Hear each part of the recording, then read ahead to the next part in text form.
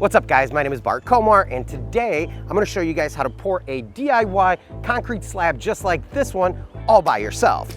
I mean, you're going to need some help along the way when you actually do the pour, but everything before that, all the prep work, it can be done with just one person. We're going to talk about the layout so that your pad is actually square, how to prepare the ground, reinforce it with rebar or mesh, and how to do an actual pour. And along the way, I'm going to share a couple of tips that I learned during this process that I wish I would have thought of before that would make this project go a lot easier, because this is a fairly large slab, and whether you're pouring for a garage, a patio, or a shed like I am here, everything that we talk about today is going to help you in your next concrete project. So let's get started, and welcome to the Komar project.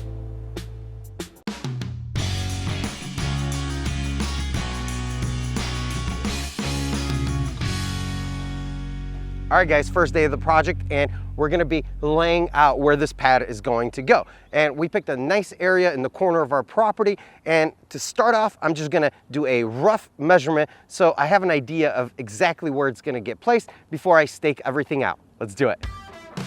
All right, so when laying out a shape, you first need to come up with a reference line that you can work off of. And for me, it's going to be a line that is 5 feet parallel to our fence. And since the pad is going to be 12 by 24, I place 2 stakes 24 feet apart from each other and run a string between them.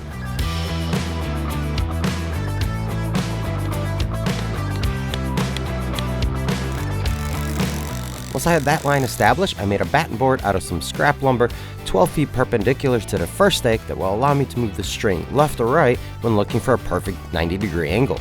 All right, so now we have our parallel line to the fence. This is going to be our reference point, and once you have just any line, you can pretty much get anything else square using the 3-4-5 method. So what we're going to do is we're going to measure 3 feet out from this point, and we're going to mark that. Our next mark is going to be at 4 feet. What we want to do is mark our 4-foot line, and then swing it out and keep marking it the opposite way. 4 foot, 4 foot. And then what we want to do is connect all of these. It's going to be kind of a curved line because we took our tape measure and we did a curve. Now what we want to do is go from our point there and find where 5 feet is, right here. And this is where our line needs to go over. We're going to go back there and move it around. Now that we know where the second string line needs to be, we can move it around on our batten board until it goes right over our 5-foot intersection mark. Once the 2 strings are square, I just use some marking spray paint and transfer the lines onto the ground. And from there, it's easy to figure out the rest of our shape. I just measured out 12 and 24 feet from our reference lines, made marks every couple of feet, and connected all of them together. Once my location of the pad was established, it was time to start digging. And the area that I was working on had a bit of a drop down to one side, and even though I'm going to be creating a pitch to one side for drainage, I still needed to remove quite a bit of soil to accommodate the gravel and the concrete. But I didn't do this all by myself. I did get a little bit of help from the newest member of the Komar family, Stella. And Stella can be a bit feisty. Really? Go get him! All right guys, so all of our digging is done for the most part. There's still quite a bit to do. So now that we have all these little valleys from the shovel, we need to level all this out. And then also all these organic materials from grass, the grass roots and everything else, that needs to come out as well, because it's just gonna decay in your concrete if you don't. And that's gonna turn into a big issue down the road. So remove everything out of here, and then we can dig a couple of footings that are gonna be supports for posts that are going to hold up the roof of the shed, because there's going to be a carport next to it, right? So we need to make sure that it's nicely supported. Just kicking his butt. And we're going to pour this as a mono pad. So we got to get all this going because the gravel's coming tomorrow. And I'm having them dumping it right here because I am not carrying it from the front to back here. So it's a lot of gravel.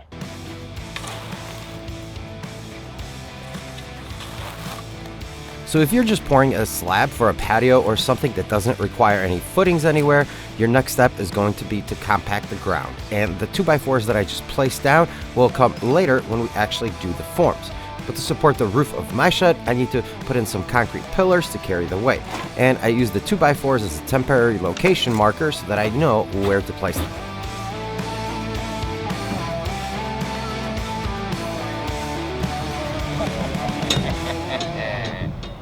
Yes, sir. All right, guys, so now that we have our ground all cleared out, it's time to actually compact that dirt. And there's two ways you can do it. You can use a hand tamper just like this one. You go around and you pound that dirt. It's a bit of a workout. Or for 60 bucks, you can rent a plate compactor. And this does such a better job of actually going through and compacting that dirt so you have a stable base to pour your concrete on. And it even puts out water for you. But we're gonna wet this down with a hose so we can get good compaction and get a good base for concrete.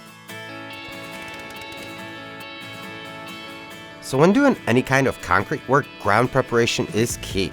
Soil compaction increases the density of it, making it less prone to moisture and settling, especially if it's previously disturbed soil. So a couple of passes with a plate compactor with water in between will give your slab a greater chance of surviving through the seasons without major cracking or shifting.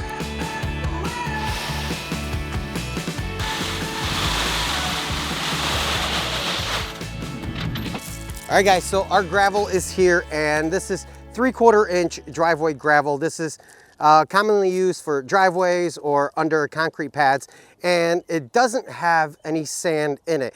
And the reason you don't want anything with sand is because the sand will actually pull moisture from the ground and it'll get it into your slab. So 3/4 inch common, also called 57, perfect. Now let's spread all this stuff with a shovel. If you have a plow, yeah, I have a shovel. Whew, that's a lot. Is there a better way of doing this? Nope. I always get myself into these things. I didn't even think about spreading it. I'm already tired. So right now you might be asking yourself, why is this guy putting down gravel? They don't use gravel where I live. Well, it has a lot to do with the climate that I live in. Here in Chicago, we go through extreme weather changes, both hot and cold, and putting down a solid base of gravel is going to help with the drainage and prevent water from pooling under the slab. And we all know what happens to water when it freezes. It expands and cracks everything in its way, and the slab is no exception. So to help with that, I'm going with a solid base of 4 inches of gravel. And to help you guys figure out how many cubic yards you may need on your size slab, I've included a link in the description that will take you guys to an online calculator that will actually do the math for you. So you just put in the size of your slab and it will spit out exactly how many cubic yards of gravel you need.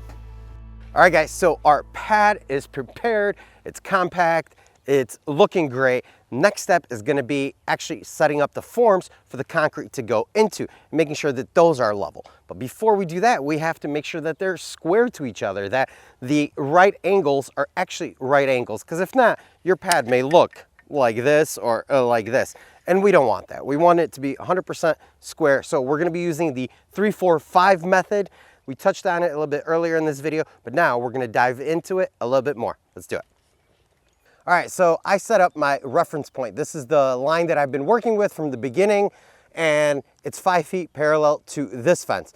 So that's a good starting point for me. Next, I have some 8-foot 2x4s that I'm going to connect together using some scrap pieces of 2x4, and that's gonna give me 24 feet. And once we have that in place, we can use 3-4-5 to make everything nice and square.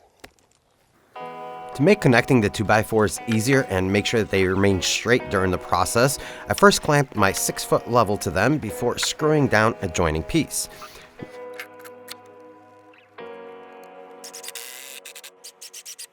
Once the 3 pieces are joined, I can then start getting a preliminary level for my slab with a 1/8 inch slope per foot, which means that my slab is going to be 3 inches higher on one side to help with the drainage of water. To attach the form, I drove in some stakes and used 2.5 inch screws to secure the 24-foot span of my pad.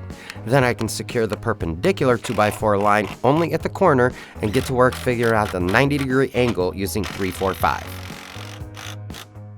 I measure 3 feet from the corner and mark it on the form. Then on the perpendicular side, I mark 4 feet out. Taking the inside dimension, I should have exactly 5 feet, but I was a little bit short here, so I just moved the 2x4 out a bit till the mark was exactly on the 5-foot mark on my tape measure, which meant that I was 100% square, or in this case, 90% square. 90 corner square, get it? Yeah. Then I leveled out that 12-foot span, make sure that it was dead on, and I can then secure that side of the form to the stakes using 2.5-inch screws.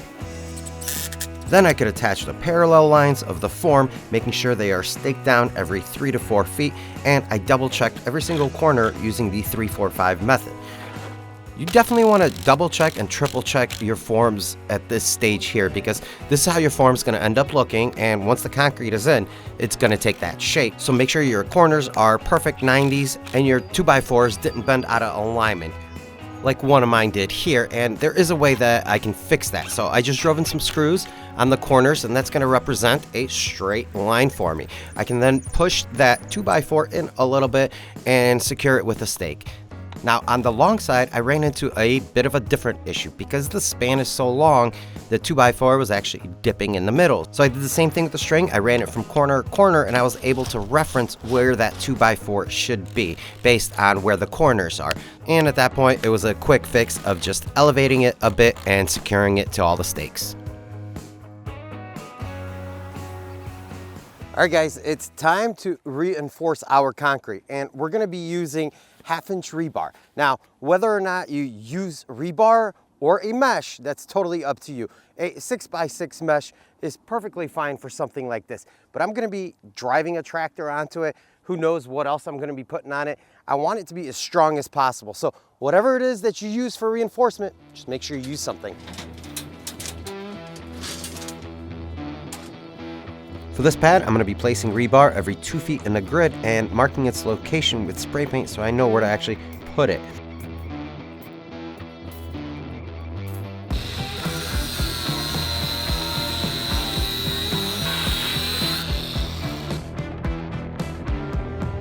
Securing the grid is a fairly easy process. You just want to take 8 to 10 inch pieces of wire, wrap it underneath, and twist it really hard on all of the connections, on all the intersections, and on all of the overlaps. This is going to prevent it from shifting when you're actually doing the pour, because you'll be walking through the form and the chances of you kicking it out of alignment are pretty good. So this will just keep it all in one place. All right, so our rebar is all in, but we can't leave it laying on the ground like this. So we're gonna be elevating it using these things. They're called high chairs. It's just a piece of plastic that the rebar clips in on top of it. That way it'll raise our rebar by about 2 inches, giving that concrete some structural stability, and it's gonna sit right in the middle of that slab.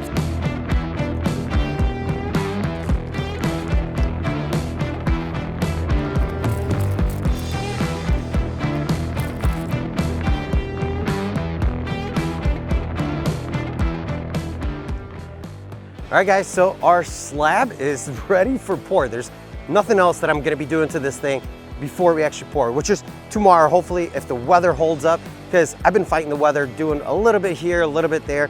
It's been about 2 weeks, and this shouldn't take you more than a week by yourself. Other than pouring, you can do this by yourself. There's no reason why you can't. It's gonna take a little bit of sweat equity, but it's very doable. But when you do pour, make sure you get a helper. Call a neighbor, call a friend, somebody that will actually come out and help you pour this thing, because when the concrete truck shows up, the first thing they're gonna ask is, how many people you got? And you gotta say, well, it's me and a buddy and maybe one more. Because if it's you by yourself, he's probably gonna turn around and drive away, or this is gonna turn out like crap. But anyways, get a friend, do this right, and hopefully tomorrow is the day. So remember at the beginning of the video, I told you guys that I ran into a couple of issues that I wish I would have known about before I started this? Well, this is where it all went down. I enlisted the help of my friend Grant, which I am extremely grateful for, but I think that we both thought that pouring a 12x24 slab would be the same as pouring a 12x12, but that definitely is not the case. With a smaller slab, you have more time to address any issues once the concrete is in the form, so it's not a huge deal if you pump it all in at one time. But with a larger slab, you want to break it down into sections and screed the concrete every 6 to 8 feet before proceeding, which is not what we did. we pumped it all in instead of stopping and taking that 10 to 15 minutes to screed, 6 feet or so, and then move on to the next thing. Because pumping it all in at once, you really don't get to visually judge how much concrete you have in the form. So you're gonna have high spots, you're gonna have low spots, and then you're gonna be stuck shoveling all of it, trying to level it out. So with a large slab, stop, screed, and then just move section by section. It's gonna save you a ton of time on the back end. But we were able to get it somewhat level, or what we thought was level, and started the screeding process with a 2x4. This is the action of flattening out poured concrete onto a smooth, flat layer prior to finishing the surface. And since we had way more concrete in the form than we thought, it required shoveling it out into my trailer and removing it before we can continue. So as quickly as we could, we ran a second screed down the opposite way, and at this point you can see that the concrete is so hard that I can actually walk on it, and this is not where you want to be. You still want it to be in fairly of a liquid form instead of hardening, but we were able to get it completely flat, and we were ready to start our finishing process. We started using a bull float and some hand trowels to get the big rocks pushed down into the form and to pull up the slurry, or what people call cream, which was a big concern for me because of what state that the concrete was in at this point.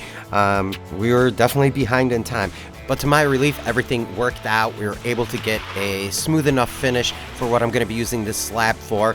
The only thing I didn't get a chance to do on this slab is to put an edge around it. I'm going to be putting in expansion joints in a little bit later in this video, but I'm kind of bummed out that I have a sharp edge. So if you guys have any ideas on how to remedy that, whether it's cutting or grinding it, leave those comments down below. I would love to hear from you guys.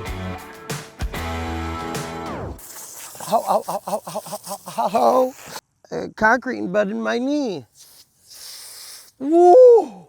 It won't even come off. Don't wear shorts or really good knee pads. Put those on, because let me show you guys. I don't know if you can see, but like this is like embedded in my skin, and it hurts really bad. So be a man, even if it's hot outside. Put on a pair of pants and some knee pads. Save your knees. We're almost done? Finito.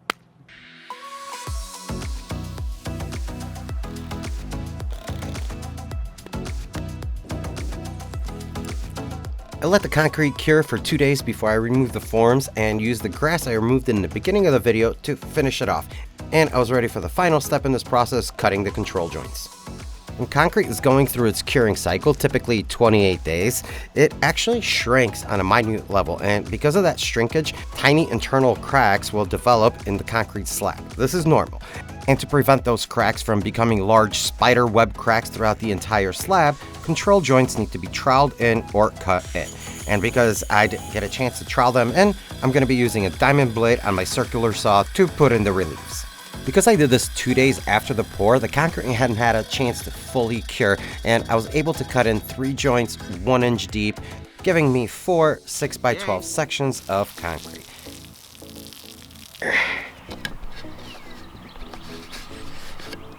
Whew. I got a whole lot of concrete on you guys. I'm sorry, but we're almost done.